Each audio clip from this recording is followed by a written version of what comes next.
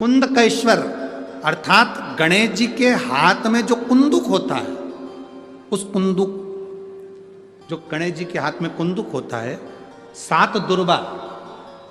कितनी दुर्बा लेना है? दूबा बोलते हो, दुर्बा बोलते हो, पंजाब में क्या बोलते हैं? दुर्बा ही बोलते हैं ना। तो 7 दुर्बा, उसके पीछे के हिस्से में लाल चंदन लगाना और गणेश जी को कुंदकेश्वर महादेव के नाम से समर्पित करना। जब दुर्वा चढ़े, उस पहले तो आप कुंदकेश्वर महादेव का नाम ले लेना। जब दुर्वा गणेश जी के पास में चढ़े, तब चंद्र गणेश का स्मरण कर लेना और अपने दिल की बात बाबा से प्रार्थना कर कर उस दुर्वा को चढ़ाओ। एक दुर्वा उसमें से मांग कर लेकर आओ। जिस दुर्वा को जब मांग कर लेकर आओ, तो वह जो व्यक्ति नशे में धुत रहता है या गलत काम में धुत रहता है, उसको वो दुर्वा सुबह खाली पेट एक दुर्वा उसको खाने को दो। नहीं खाए तो उसको कोई भोजन आदि के साथ में उसको दो। उसका नशा धीरे धीरे धीरे धीरे वो छोड़ देगा और श्रेष्ठ बन जाएगा। श्रेष्ठ कुंदकेश्वर महादेव या कुंदुक का प्रहार। कुंदुक 2-3 जगह पर काम करता है। कुंदुक का अगर आपने कभी स्मरण करा हो कुंदुक का, तो कभी, वैसे तो मेरे को लगता है कि आप लोगों ने गणेश जी के हाथ में कुंदुक देखा होगा। एक शस्त्र होता है जो एस जैसा बना होता है, जो गणेश जी के हाथ में पकड़े होते हैं। दर्शन किया है तो वो कुंदुक कहलाता है। जो बहुत चिड़चिड़ा हो जाए, बहुत अपशब्द कहना, बहुत ताने देना, बहुत गाली देना, बहुत आड़ा टेढ़ा करना, जरा जरा सी बात में बिखर जाना, क्रोध आ जाना।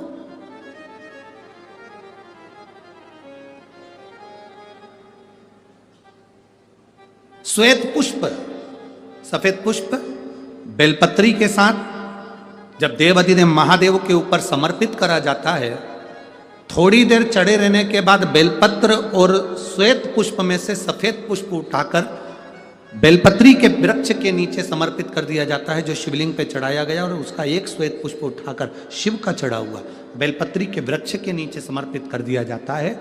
वहां की मिट्टी को उठाकर अपने घर के द्वार का स्पर्श करा दिया जाता है। तो क्रोध करने वाला व्यक्ति, चिड़चिड़ करने वाला व्यक्ति, कुंदकेश्वर महादेव का नाम लेकर जब वो रज लगाई जाती है, मिट्टी लगाई जाती है, तो वो धीरे धीरे क्रोध करना बंद कर देता है। घर में पूरे शांति और आनंद की अनुभूति होने लगती है। ये कुंदकेश्वर है, ये साधारण नहीं है। कुंदकेश्वर माता पार्वती ने कुंदुक उठाकर प्रहार करा, और जैसे ही माता पार्वती ने कुंदुक उठाकर प्रहार करा, प्रहार करते से विदल उत्पल के ऊपर, प्रहार करते से विदल उत्पल के प्राण चले जाते हैं और वो कुंदुक भगवान शंकर के चरणों में जाकर गिर जाता है। जब शिव जी के चरणों में कुंदुक जाकर गिरा, तब शंकर भगवान के चरणों में माता पार्वती जी ने जाकर देखा तो उनके चरणों में चोट लगी हुई थी, क्षमा मांगी, चरणों में गिर गई मां। और शिव जी ने कहा, पार्वती तुम दुख ना मनाओ, तुम्हारे कुंदुक का मेरे चरणों में गिरना, मेरा नाम आज से कुंदकेश्वर होगा। पार्वती, मेरे चरणों में कुंदुक का प्रहार हुआ और मेरा नाम कुंदकेश्वर हुआ।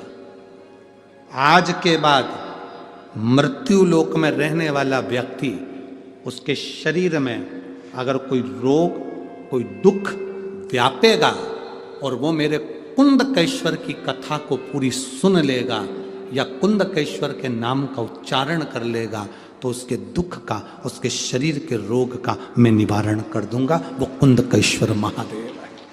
बोल कुंदकेश्वर महादेव की।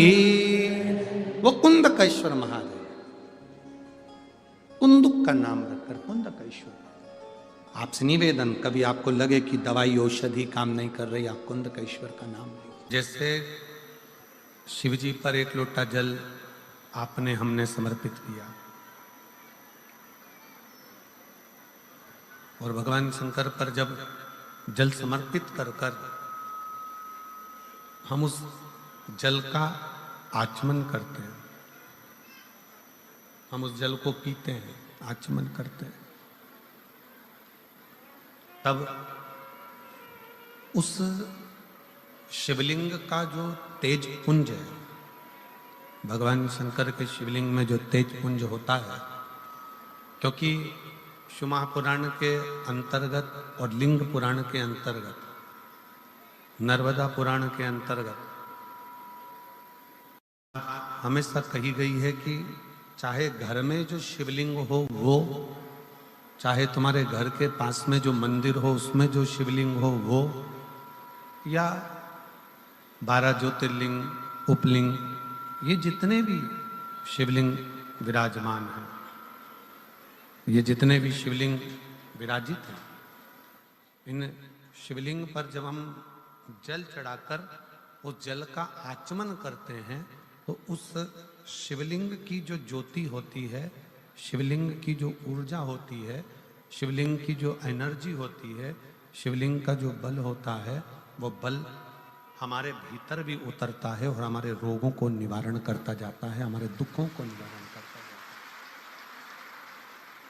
हमारे कष्टों का निवारण करता जाता है। हमारे दुख, हमारी तकलीफें, हमारा कष्ट अपने आप समाप्त होते चले जाता है। 3 स्थान शिवलिंग पर वर्णित है कि ये 3 स्थान का जब स्पर्श करते हैं तो आप कितने भी रोग से ग्रसित क्यों ना हो, आप कितने भी रोग से घिरे क्यों ना हो, 3 स्थान का स्पर्श करने से आपको एक अलग से ऊर्जा प्राप्त होती है और आपके शरीर में कितना भी कंपन हो रहा हो, कितनी भी कमजोरी हो रही हो, कितना भी दर्द हो रहा हो, कितना भी कष्ट हो रहा हो, 3 स्थान शिवालय में शिवलिंग के जगह पर बताए गए हैं। उन स्थानों का स्पर्श करने से शरीर में एक ऊर्जा आती है, शरीर में एक बल उत्पन्न होता है, एक ऊर्जा आती है, शरीर के अंतर्गत एक ऊर्जा का संचार होता रहता है। अब उस शिवलिंग को अपन समझें, सभी लोग जरा स्मरण करेंगे। शिवलिंग के अंतर्गत 3 स्थान ऐसे बताए गए हैं जो हमारे को एक बल देते हैं, हमारे भीतर की एक ऊर्जा उत्पन्न करते हैं।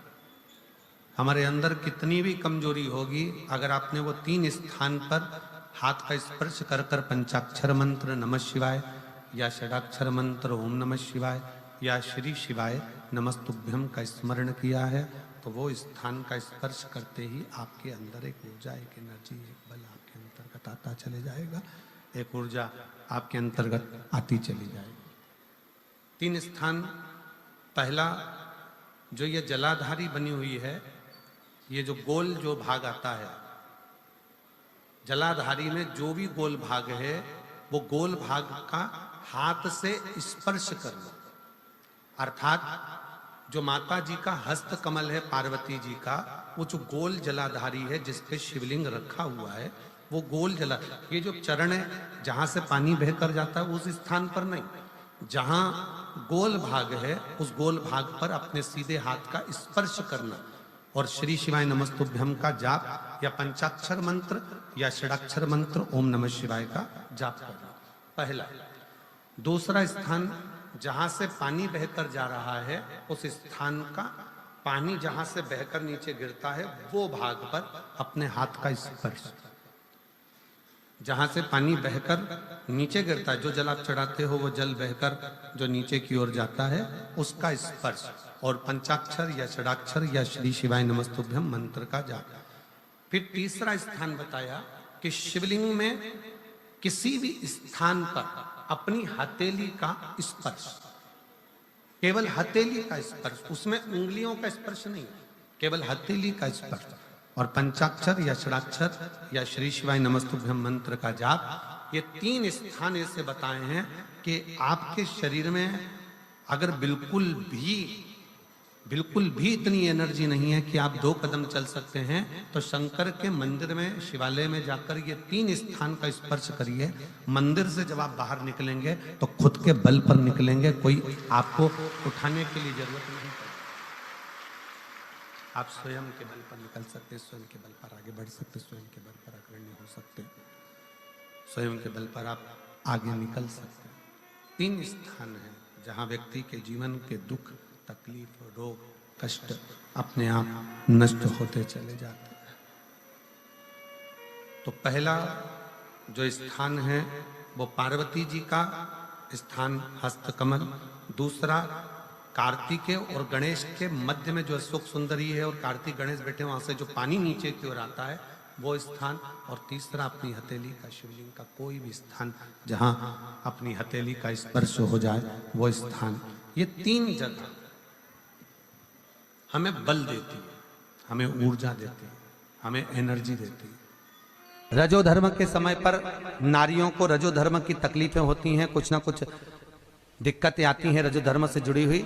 लाल गुलर का फूल देखा, वो देवी जी को चढ़ता घंटी वाला फूल गुलर का, वो फूल शंकर जी को समर्पित करना है। कहां पर?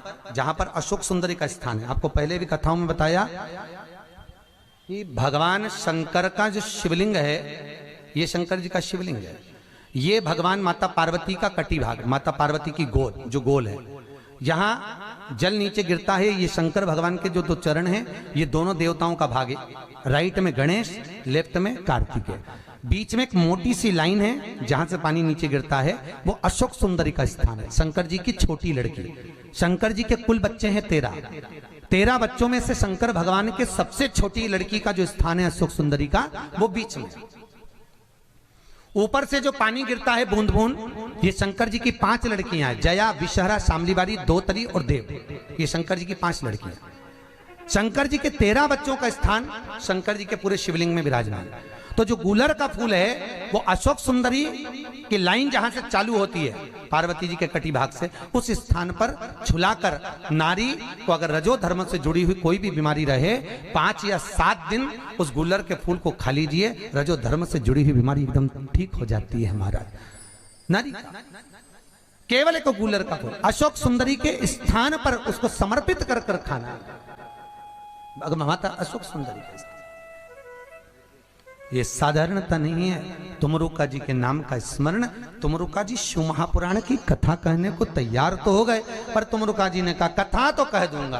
तो फिर बात क्या है? चंचुला देवी ने कहा फिर कथा क्यों नहीं कहना चाहते? तुमरुका जी का कथा तो कह दूंगा, पर बात इतनी सी है कि कथा तो कहने में दिक्कत नहीं है, पर बात इतनी सी है कि चंचुला देवी शिव महापुराण की कथा का कोई जजमान बने तो कम से कम जोड़े से तो बैठे, पर तू अकेली है, क्योंकि तू बेधब्य है, तो फिर तू कैसे बैठेगी? किसी को जोड़े से तो बिठा, कोई यजमान तो बना। चंचुला देवी कहती है मैं किसको बोलूं? चंचुला वापिस चली गई, नैनों में जल भरकर फिर मौन होकर बैठ गई। पार्वती ने पूछा क्या हो गया?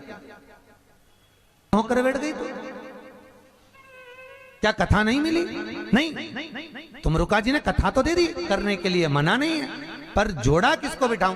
पार्वती जी बोली तो उसमें क्या दिक्कत है? तू क्यों नहीं बैठती? मेरा पति नहीं, पति के मोक्ष के लिए तो करवा रही, तो फिर एक काम कर, शंकर भगवान से विनती कर। पार्वती जी ने निवेदन करा, चंचुला देवी ने निवेदन करा, शंकर जी प्रकट हुए। बोलो पार्वती क्या बात है? पार्वती जी बोलती हैं ये कथा करवा रही है पर जजमान नहीं है। तो पार्वती जी ने जैसे ही कहा तो शंकर भगवान बोले जजमान की क्या जरूरत है?